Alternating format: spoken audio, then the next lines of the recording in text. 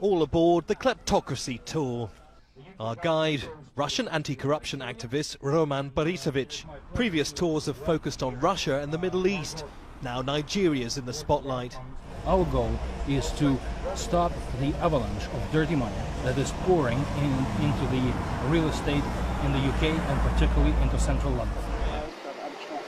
Organisers of this tour claim that London is at the heart of international money laundering, a place to easily hide and spend astronomical sums of cash.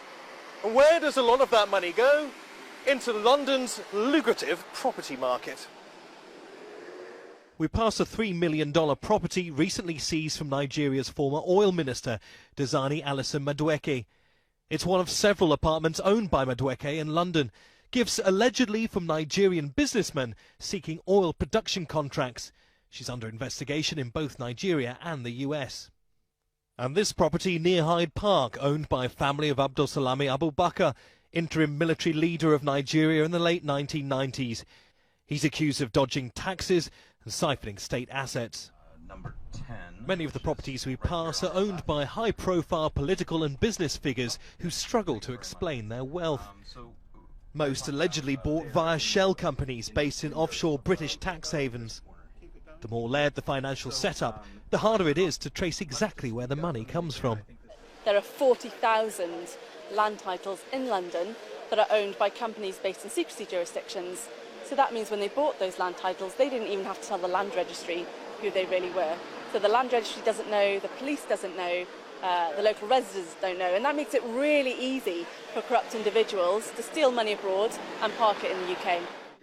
On a visit to London, Nigeria's information minister told us that he believes 55 people are responsible for stealing $6.2 billion from the Nigerian treasury between 2006 and 2013. If only 1/3 of that money was returned to the treasury, it would have built 600 kilometers of roads, 37 hospitals, 20,000 housing units, and would have been able to train 4,000 children from primary school to university level.